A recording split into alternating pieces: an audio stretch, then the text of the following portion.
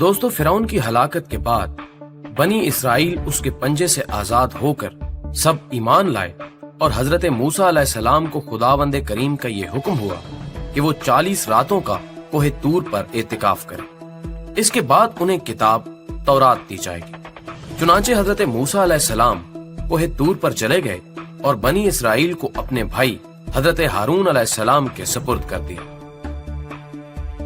آپ 40 دن تک دن بھر روزہ دار رہ کر ساری رات عبادت میں مشغول رہتے اور ادھر سامری کو بنی اسرائیل کو گمراہ کرنے کا موقع مل گیا۔ بنی اسرائیل میں ایک شخص تھا جس کا نام سامری تھا، جو طبعی طور پر نہایت گمراہ کن آدمی تھا۔ اس کی ماں نے برادری میں رسوائی و بدنامی کے ڈر سے اس کو پیدا ہوتے ہی پہاڑ کے ایک غار میں چھوڑ دیا تھا، اور حضرت جبرائیل علیہ السلام نے اللہ کے حکم سے اس کو اپنی انگلی سے دودھ پلا کر پالا تھا، اس لیے یہ حضرت جبرائیل علیہ السلام کو پہچانتا تھا۔ اس کا پورا نام موسیٰ سامری تھا، اور حضرت موسیٰ علیہ السلام کا نام بھی موسیٰ ہے۔ موسیٰ سامری کو حضرت جبرائیل علیہ السلام نے پالا تھا، اور حضرت موسیٰ علیہ السلام کی پرورش فرعون کے گھر میں ہوئی تھی۔ مگر خدا کی شان کہ فرعون کے گھر میں پرورش پانے والے موسیٰ علیہ السلام تو خدا کے رسول ہوئے، اور حضرت جبرائیل علیہ السلام کا پالا ہوا موسیٰ سامری کافر ہوا، اور بنی اسرائیل کو گمراہ کر کے اس نے بچڑے کی پوجا کرائی۔ اس بارے میں کسی عارف نے کیا خوب کہا ہے، یعنی جب کوئی آدمی ازل سے ہی نیک بخت نہیں ہوتا تو وہ بھی نامراد ہوتا ہے، اور اس کی پرورش کرنے والے کی کوشش بھی ناکام اور نامراد ہوتی ہے۔ سو دیکھ لیجئے، موسیٰ سامری جو حضرت جبرائیل علیہ السلام کا پالا ہوا تھا وہ کافر ہوا، اور حضرت موسیٰ علیہ السلام جو فرعون کی پرورش میں رہے وہ خدا کے رسول ہوئے۔ اس کا راز یہی ہے کہ موسیٰ سامری ازلی شقی اور پیدائشی بدبخت تھا، تو حضرت جبرائیل علیہ السلام کی تربیت اور پرورش نے اس کو کچھ بھی نفع نہ دیا، اور وہ کافر کا کافر ہی رہ گیا۔ اور حضرت موسیٰ علیہ السلام چونکہ ازلی سعید اور نیک بخت تھے، اس لیے فرعون جیسے کافر کی پرورش سے بھی ان کو کوئی نقصان نہیں پہنچا۔ جن دنوں حضرت موسیٰ علیہ السلام کوہ طور پر معتکف تھے، سامری نے آپ کی غیر موجودگی کو غنیمت جانا اور یہ فتنہ برپا کر دیا کہ اس نے بنی اسرائیل کے سونے چاندی کے زیورات کو مانگ کر پگھلایا اور اس سے ایک بچڑا بنایا، اور حضرت جبرائیل علیہ السلام کے گھوڑے کی قدموں کی خاک جو اس کے پاس محفوظ تھی، اس نے وہ خاک بچڑے کے منہ میں ڈال دی تو وہ بچڑا بولنے لگا۔ پھر سامری نے مجمع عام میں یہ تقریر شروع کر دی کہ اے بنی اسرائیل، حضرت موسیٰ علیہ السلام خدا سے باتیں کرنے کے لیے کوہ طور پر تشریف لے گئے ہیں، لیکن خدا تو خود ہم لوگوں کے پاس آ گیا ہے، اور بچڑے کی طرف اشارہ کر کے بولا، یہی خدا ہے۔ سامری نے ایسی گمراہ کن تقریر کی کہ بنی اسرائیل کو بچڑے کے خدا ہونے کا یقین آ گیا، اور وہ بچڑے کو پوجنے لگے، اور 12,000 آدمیوں کے سوا ساری قوم نے چاندی سونے کے بچڑے کو بولتا دیکھ کر اس کو خدا مان لیا، اور اس کے آگے سربسجود ہو کر اس بچڑے کو پوجنے لگے۔ چنانچہ خداوند قدوس کا ارشاد ہے، ترجمہ، اور موسیٰ کے بعد اس کی قوم اپنے زیوروں سے ایک بچڑا بنا بیٹھی ہے،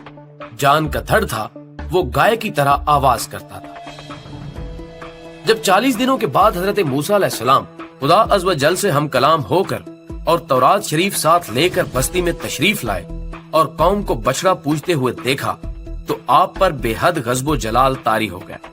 آپ نے جوش غضب میں اپنے بھائی حضرت ہارون علیہ السلام کی داڑھی اور سر کے بال پکڑ کر گھسیٹنا اور مارنا شروع کر دیا، اور فرمانے لگے کہ کیوں تم نے ان لوگوں کو اس کام سے نہیں روکا۔ حضرت ہارون علیہ السلام معذرت کرنے لگے، جیسا کہ قرآن مجید میں ہے، ترجمہ، کہا، اے میرے ماں جائے،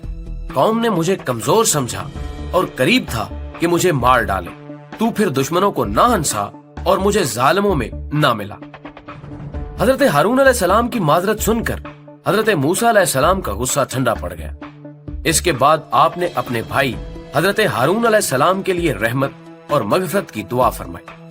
پھر آپ نے اس بچڑے کو توڑ پھوڑ کر اور جلا کر اور اس کو ریزہ ریزہ کر کے دریا میں بہا دیا۔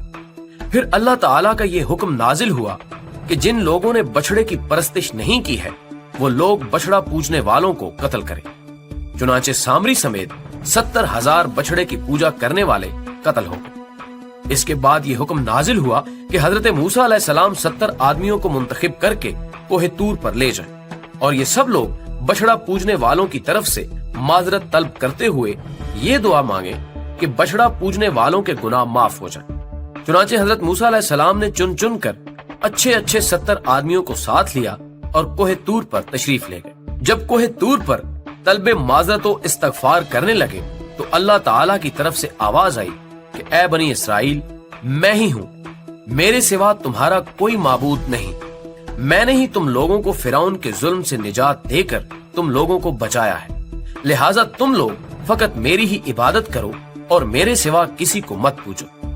اللہ تعالیٰ کا یہ کلام سن کر یہ 70 آدمی ایک زبان ہو کر کہنے لگے کہ اے موسیٰ، ہم ہرگز آپ کی بات نہیں مانیں گے جب تک ہم اللہ تعالیٰ کو اپنے سامنے نہ دیکھ لیں۔ یہ 70 آدمی اپنی ضد پر بالکل اڑ گئے کہ ہم کو آپ خدا کا دیدار کرائیے، ورنہ ہم ہرگز نہیں مانیں گے کہ خداوند عالم نے یہ فرمایا ہے۔ حضرت موسیٰ علیہ السلام نے ان لوگوں کو بہت سمجھایا، مگر یہ شریر و سرکش لوگ اپنے مطالبے پر اڑے رہ گئے، یہاں تک کہ اللہ تعالیٰ نے اپنے غضب و جلال کا اظہار اس طرح فرمایا کہ ایک فرشتہ آیا، اس نے ایک ایسی خوفناک چیخ ماری کہ خوف و ہراس سے لوگوں کے دل پھٹ گئے اور یہ 70 آدمی مر گئے۔ پھر حضرت موسیٰ علیہ السلام نے خداوند عالم سے کچھ گفتگو کی اور ان لوگوں کے زندہ ہو جانے کی دعا مانگی تو یہ لوگ زندہ ہو گئے۔ ناظرین محترم، ہم امید کرتے ہیں کہ آج کی یہ ویڈیو بھی آپ کو پسند آئی ہوگی۔ اسے دوستوں کے ساتھ شیئر کیجیے اور کمنٹ باکس میں ہمیں اپنی تجاویز سے ضرور آگاہ رکھیے گا۔